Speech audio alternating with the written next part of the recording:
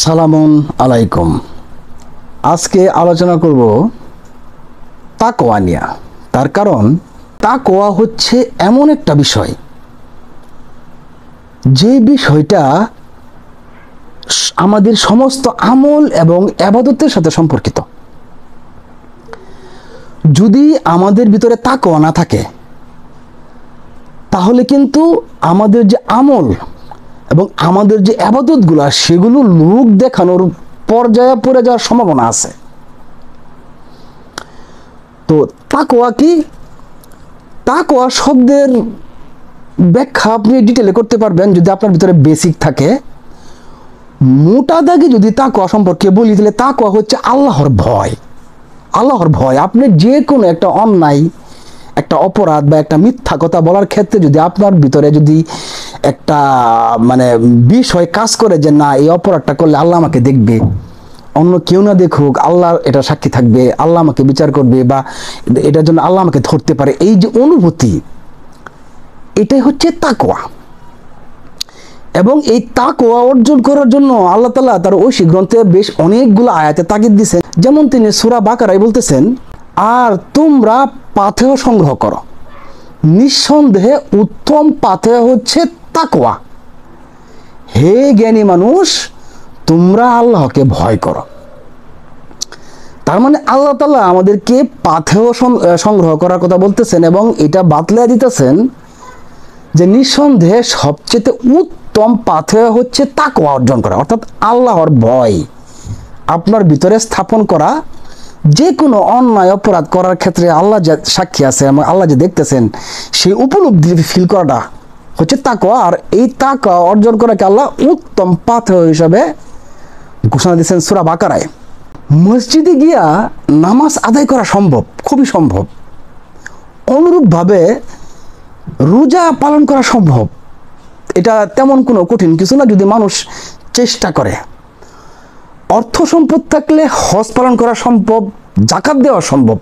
এটা তেমন কঠিন কিছু না মানুষের জন্য। কিন্তু পিতার মৃত্যুর পর প্রত্যেক সম্পদের সুষম বন্টন, যেটার নির্দেশ আল্লাহ তাআলা দিয়ে গেছেন সূরা নিসার 11 নম্বর আয়াতে, যদি কারো অন্তরে তাকওয়া না থাকে, তাহলে এই আয়াত অনুযায়ী সম্পদের বন্টন করা তার জন্য অনেক কঠিন। তাকওয়া না থাকলে আপনি নামাজ আদায় করতে পারবেন, রোজাও আদায় করতে পারবেন, যদিও সেটা আল্লাহর কাছে কতটুকু গ্রহণযোগ্য হবে সেটা তিনি ভালো জানেন। অনুরূপভাবে যদি তাকওয়া যদি আপনার ভিতরে না থাকে, তাহলে কিন্তু আপনি ওই সম্পদ বন্টনের যে আল্লাহর প্রতি যে নির্দেশ, আল্লাহ যে নির্দেশ দিচ্ছেন, সেটা কিন্তু আপনি পালন করতে পারবেন না। খেয়াল করেন, তাকওয়া না থাকলে আপনি নামাজ আদায় করতে পারবেন, তাকওয়া না থাকলে আপনি হজ আদায় করতে পারবেন, এটা আপনার জন্য সহজ, আপনার সামর্থ্য আছে। কিন্তু তাকওয়া যদি না থাকে, তাহলে আপনি সূরা নিসার 11 নম্বর আয়াত অনুযায়ী সম্পদের বন্টন করতে পারবেন না। একটু সংক্ষেপে বলি, যেমন ওইখানে আল্লাহ তাআলা বলছেন যে সম্পদ যেটা পিতা যেটা রেখে গেছেন, ভাই 2 বোনের সমপরিমাণ সম্পদ পাবে। কিন্তু বোনের সংখ্যা যদি বেশি হয়, তাহলে সেক্ষেত্রে বোনেরা প্রত্যেক সম্পদের 1/3 পাবে। এরকমভাবে ওই আয়াতে আরও ডিটেলে বিবরণ দেওয়া হয়েছে। আপনি খেয়াল করলে দেখবেন যে পবিত্র কোরআন মজিদে এরকম ডিটেল বিবরণ কোনো বিধান সম্পর্কে আর খুব কমই আছে। আর এই যে এটা এত যে কঠিন, এটার প্রমাণ কিন্তু আমরা আমাদের সমাজের আশেপাশে তাকালেই আমরা স্পষ্টভাবে দেখতে পারবো যে পিতার মৃত্যুর পর বড় ভাই ক্ষমতাশালী, সে সম্পদ বন্টন করার সময় অসমনীতি অবলম্বন করে। সে ভালো ভালো সম্পদগুলো নিজের জন্য রাখে, সে ভালো ভালো সম্পদগুলো কিছু কিছু ক্ষেত্রে ভাইকেও দেয়, কিন্তু বোনের বেলায় আশ্চর্য রকমভাবে সে কৃপণতা করে। বোনকে এমন সম্পদ দেয়, একেবারে প্রত্যন্ত এলাকায় সম্পদ দেয়, যেগুলোর দাম তার প্রাপ্ত সম্পদের তুলনায় অনেক কম। এরপরে যে ওই সম্পদ তো দিলই, কিন্তু এতটুকু পরিমাণে দিল না যতটুকু পরিমাণে আল্লাহ তাআলা নির্ধারণ করে দিয়েছেন। দিয়ে বলছেন, বোন তুই এটা নিয়ে খুশি থাকিস। তো বোনও তখন চিন্তা করে যে আচ্ছা, আমার ভাইয়ারা আমাকে যেটুকু দিছে, না দিলে কই পাইতাম, যেটুকু পাইছে এইটুকু নিয়ে আমি খুশি থাকি। তো এই যে পুরো যে সিস্টেমটা, বোনের সম্পদ দেওয়া, ভাইয়ের সম্পদ দেওয়া, বুঝায় দেওয়া, আল্লাহর আয়াত অনুযায়ী যদি আপনার ভিতরে তাকওয়া না থাকে, আল্লাহর ভিতরে ভয় না থাকে, তাহলে কিন্তু এটা আপনি করতে পারবেন না। এরপরে আপনি দেখবেন আপনার এলাকায় এরকম সমস্যা পাবেন, যেটা কমন পাবেন, যে 50-100 বছরের পুরনো রাস্তা, যে রাস্তা দিয়া আপনি যাতায়াত করেন, সমাজের অনেক মানুষ যাতায়াত করেন, অন্য এলাকার মানুষজন এই রাস্তা দেয়া যাতায়াত করে, কিন্তু আপনাকে শুধুমাত্র বিপদে ফেলায় কিছু টাকা পয়সা ভোগ করার জন্য সে রাস্তা সে বন্ধ করে দেওয়ার চেষ্টা করে।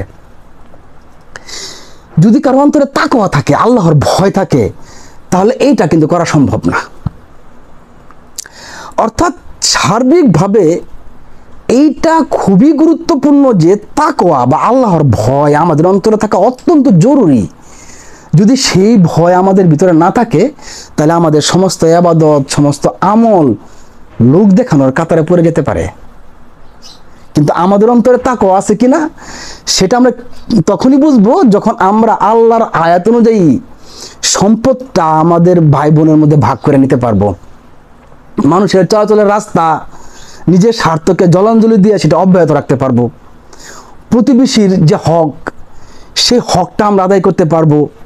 চায়ের দোকানে বৈশা, কোন আড্ডায় বৈশা অন্যের গীবত, অন্যের বদনাম বা অন্যের দোষ আলোচনা করা থেকে বিরত থাকতে পারবো।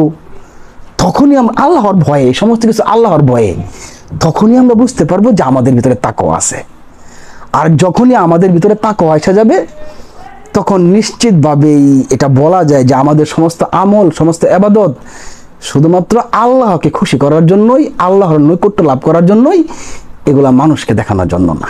তো এখন আপনি বুঝেন, আমার আলোচনায় যদি কোনো ধরনের ভুল থাকে আমাকে কমেন্ট বক্সে বলবেন। আমি সবসময় এই কথা বলি যে ভাই, আমি মানুষ, আমার ভুল থাকতে পারে, আমি সবসময় শেখার জন্য প্রস্তুত থেকে আমি শিখবো আপনাদের কাছ থেকে। এর পাশাপাশি আমি চাইবো যে আল্লাহ তাআলা যেন আমাদের প্রত্যেকের ভিতরেই তাকওয়ার যে বুঝটা সেটা জাগ্রত করে দেন এবং সেই অনুযায়ী আমল করার তৌফিক দান করেন।